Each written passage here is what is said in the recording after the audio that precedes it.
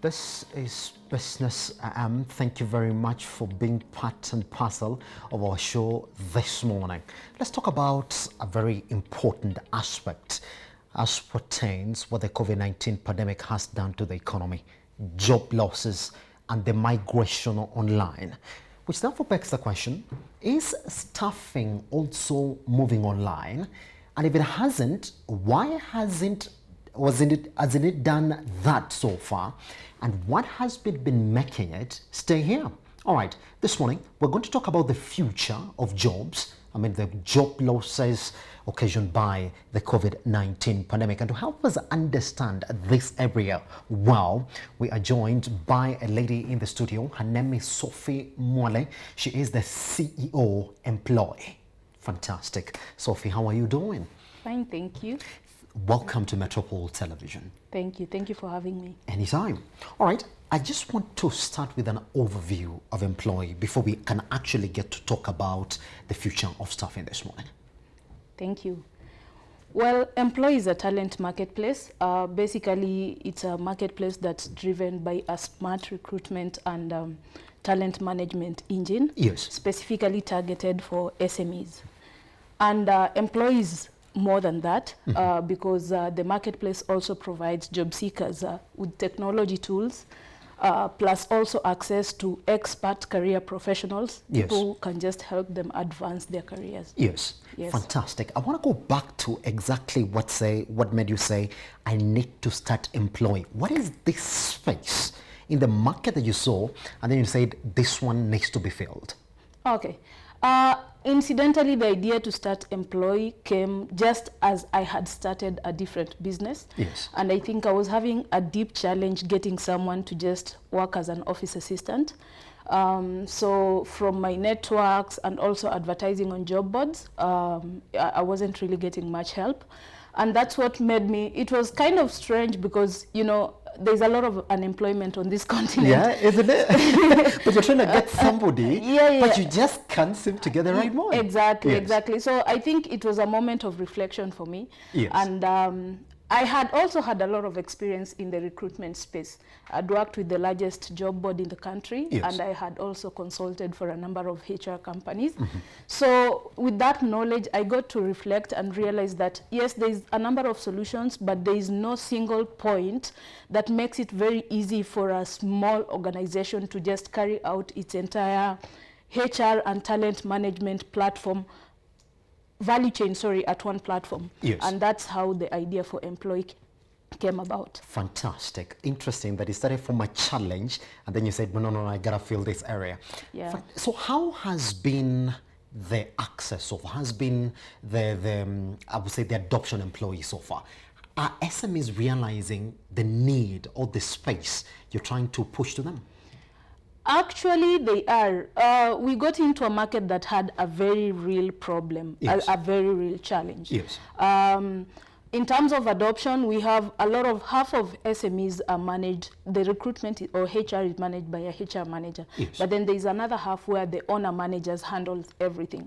So you find in the space where there's already someone with technical recruitment knowledge and knows about gaps existing in their value chain, it becomes very easy for them to adopt. Yes. Their challenge traditionally was whatever tools and platforms that were there, and they were there, only they were focused on large organizations. So in terms of crafting these tools from the point of usability to costs and all that, they were not really SME friendly. Yes. And that's why you find a lot of HR maybe in the SME space were not yet adopting technology. The other side, we have owner manager businesses where the owner manager handles the recruitment and the entire HR management. Traditionally, they recruit through networking, you know. So of course that comes with a lot of challenges in terms of the assessment and evaluation at the recruitment stage is pretty low. Yes. And that of course affects productivity and delivery at the end of it. So these guys, in as much as they've not really tried to engage with other digital solutions, you find that the minute you approach them, they are very willing to adopt because at the end of the day, they have the interest of their own businesses in terms of how productive their teams are and how much revenue they're making as an entity. And any solution that addresses those two verticals, they will easily adopt it. Pretty much. Yeah. All right. Now, somebody is listening to you and then saying you are addressing both markets. You're addressing this SME that is looking to onboard proper workers for it. Yes. You're also addressing this guy who's looking for this job. How does it address this guy who's looking for this job? And why would I not consider the old system of walking in and dropping my CV and saying, well, this is my resume, please have a look at it? Well, that's an interesting question. I think we became a marketplace the minute when we developed the platform. We knew we wanted a marketplace model that addresses an entire ecosystem. Yes. And we are not just talking about employers and job seekers here, we're also talking about recruiting agencies and basically anyone who's playing within the talent sourcing space. But I think before 2020, really understanding the deep needs, especially of the job seekers, we had not, it wasn't so pronounced. But then, 2020 is an event that happened at once, and people's layoffs were happening so abruptly, and the market was overwhelmed, and the need was there for everybody to see. Yes. And for us as an institution to ask ourselves, so wait a minute, are we giving our current job seekers enough value as we should have? It's because of that I think in 2020 we've developed a lot of job seeker focused products. From the start of COVID-19, I think the first thing we did is that we wanted to actually what is it called? Why is my English failing me? We wanted to address some of the stronger needs that job seekers were having. Am I going to get laid off? Is my job secure? And stuff like that.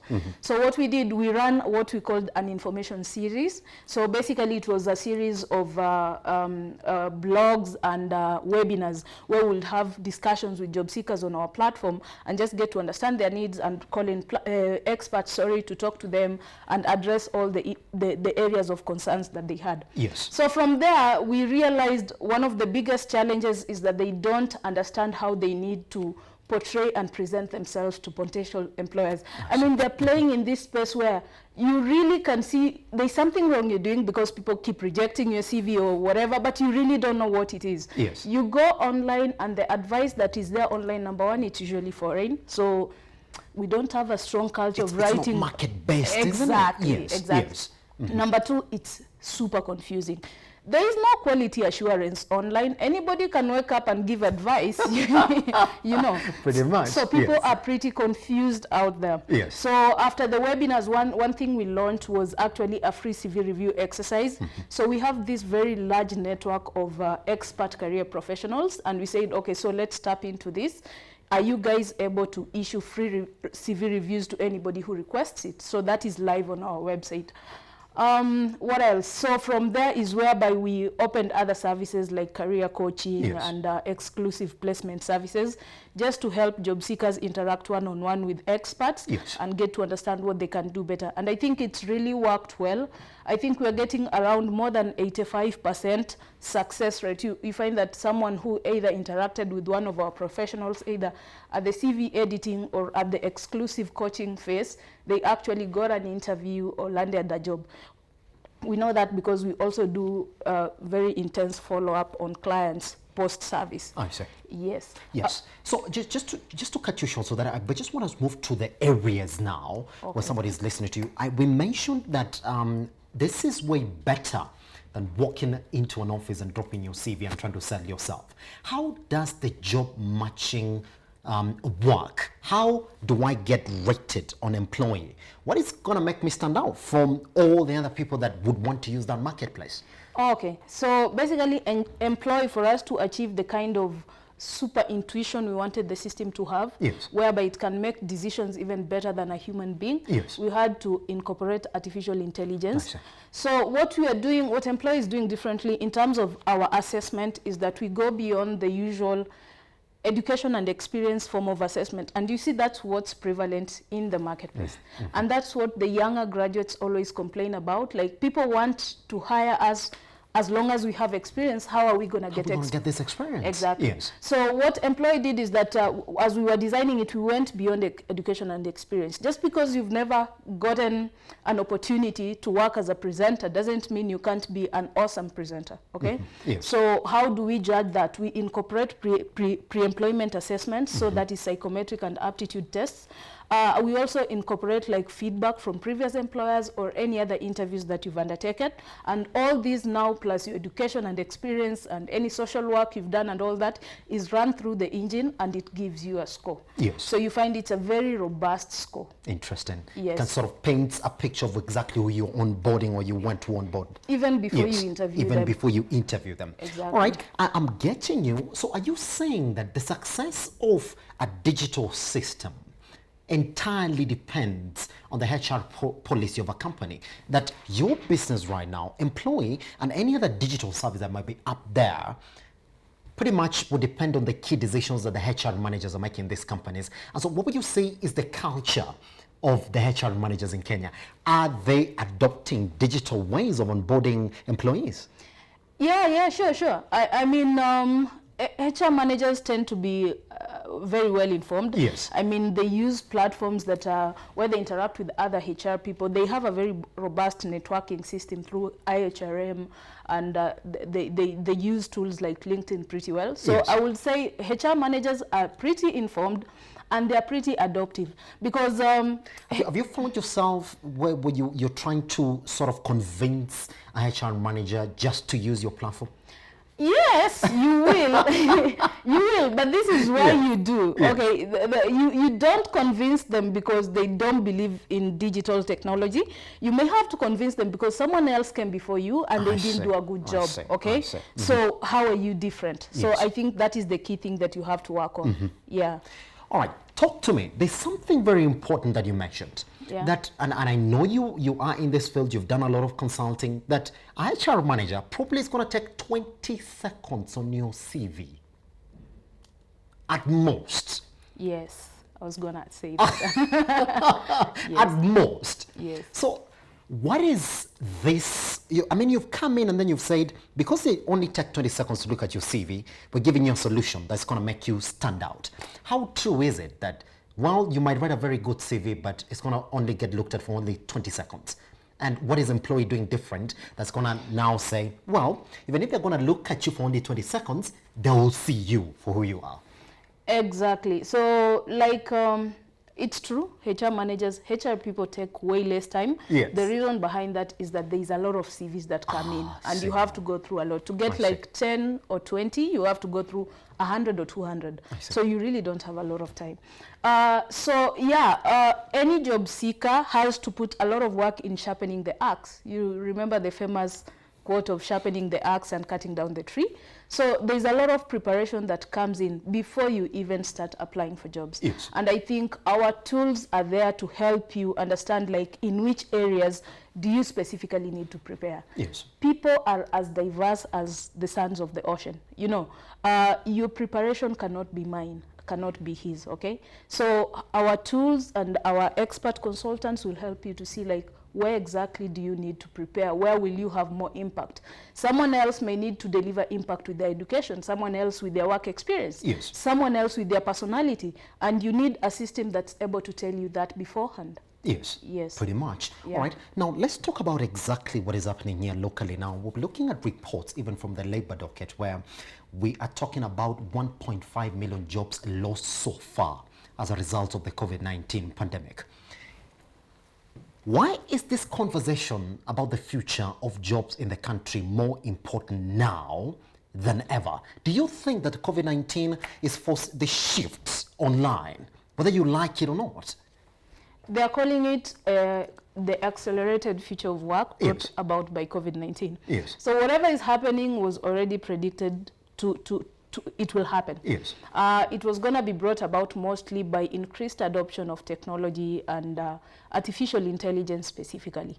So you've had this talk about jobs in medicine, law. A lot of jobs really were going to, they'll be better done by systems than by human beings. As opposed to human beings, yes. Mm-hmm. Yeah, so we've gotten, COVID-19 has just forced business managers to reflect. You know, previously managers have been in a comfortable space. There's been no external shocks.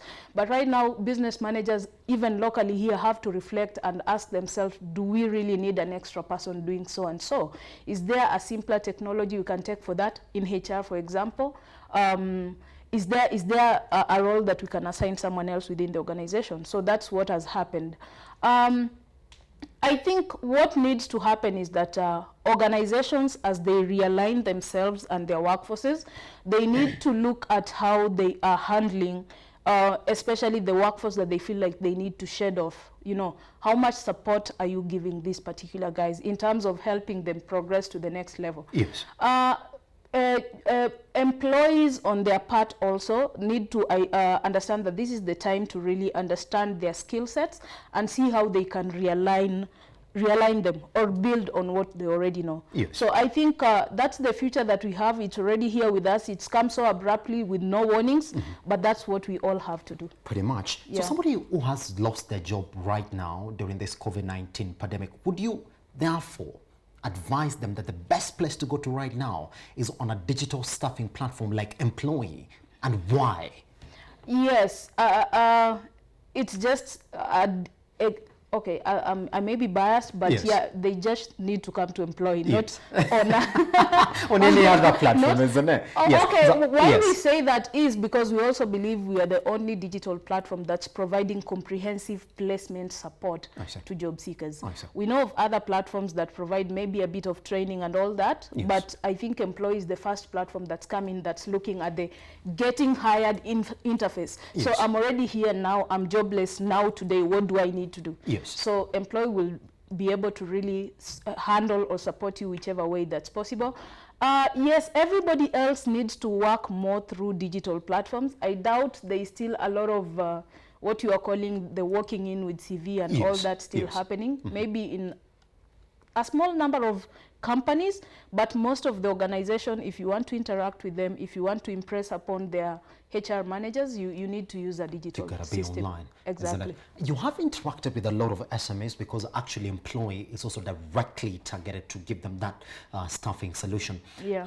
How high up there, Sophie, would you rate staffing as a challenge to a local SMEs? I think I would rate it as high as capital. I mean, if you get... It's a huge challenge. Exactly, yes, if not higher. I yes, mean, if you get the right team and you're able to do the right things with them, I mean, you don't even need to figure out about capital. No, you guys are going to build that within your own solutions and products and yes, the value you're offering to clients. Yes. So, yeah. So it's way up there in your opinion, isn't it? Yes. It is. It yes, is. It's a very rigorous, it needs a lot of...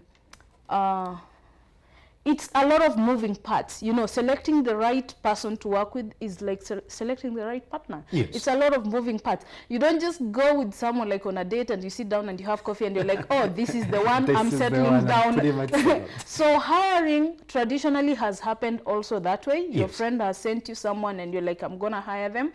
But then down the line, you realize a lot of challenges because at the sourcing interface, there's a lot that didn't happen well. Yes. And this goes both ways, by the way. Also, employees get into jobs that were not so good for them. But you see, they did not look at it from a comprehensive perspective.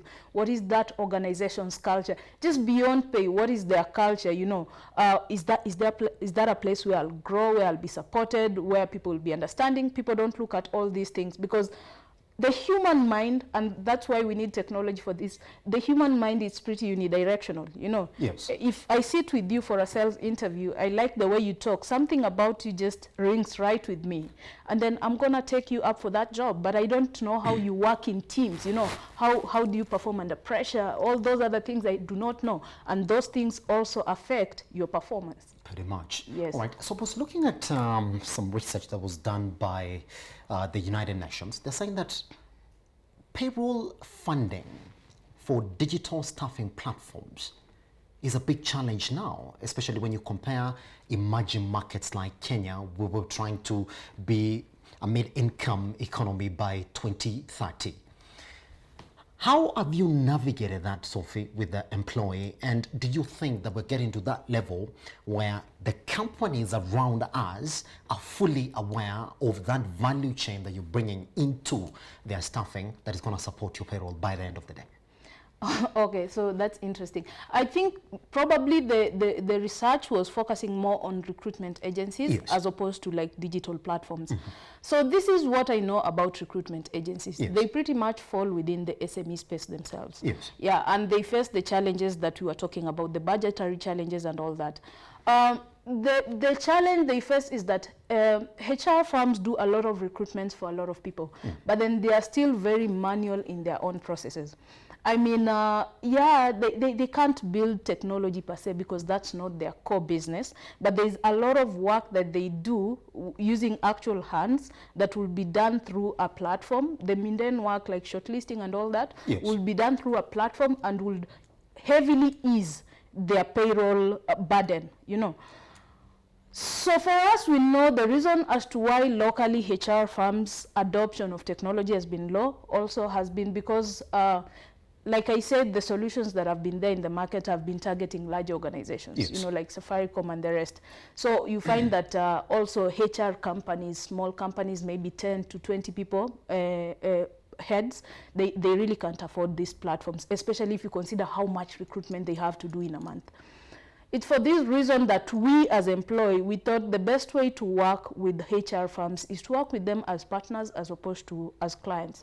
So HR firms basically have full access to our recruitment tools at zero cost, yes, as long as they are in a partnership agreement with us. Yes. And I think such solutions will be able to ease and address this problem of payroll that you talk about. Pretty much. Yeah. All right, therefore, Sophy, paint me a picture of Emploi in the next 5 years. What is this thing that you want to achieve within the Kenyan economy? Okay, so pretty much I think even currently Emploi operates beyond Kenya. We're, yes, in East Africa. Yes. In 5 years, we're expecting to be on the entire continent and beyond. So that's what we're achieving. Our vision is actually to support at least 50 million job seekers in 5 years, and at least 5 million SMEs in terms of just supporting them meet whatever employment or recruitment needs they're looking at. Fantastic. Yeah. Anybody wants to get to Emploi, how do they do that? Oh, yeah. Yeah. We can't forget that. Yes. Exactly. Our, yes, web address is www.emploi.co. Emploi is EMPLOI. Fantastic. .co, not .com. Yes. .co. .co. Yes. .co, as they call yes, it. Yes. .co, or we also have the .co.ke. So, or www.emploi.co.ke.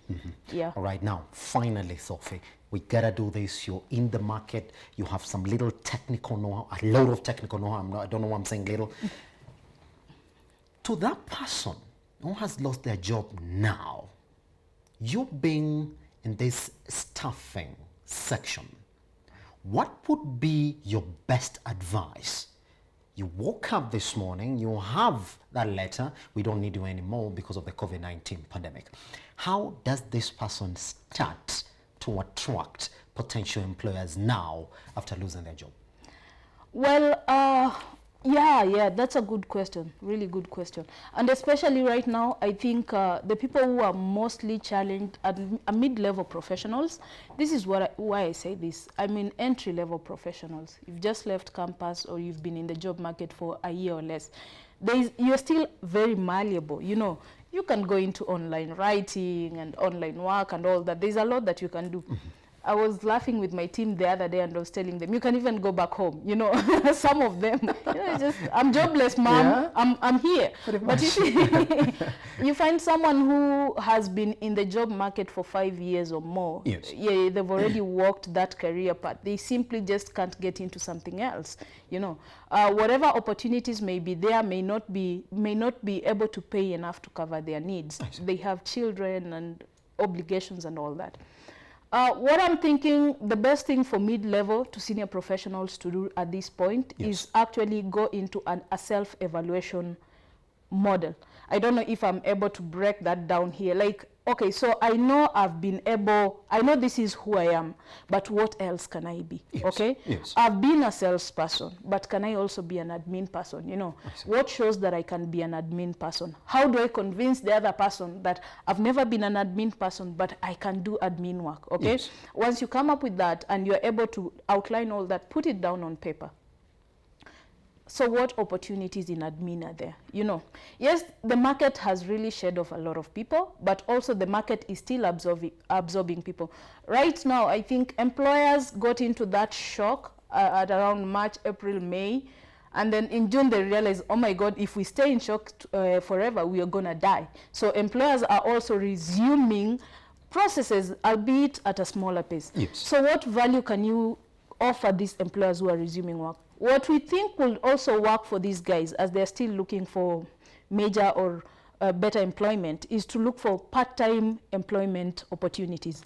What we think, this is a model that can work well for both employers and job seekers.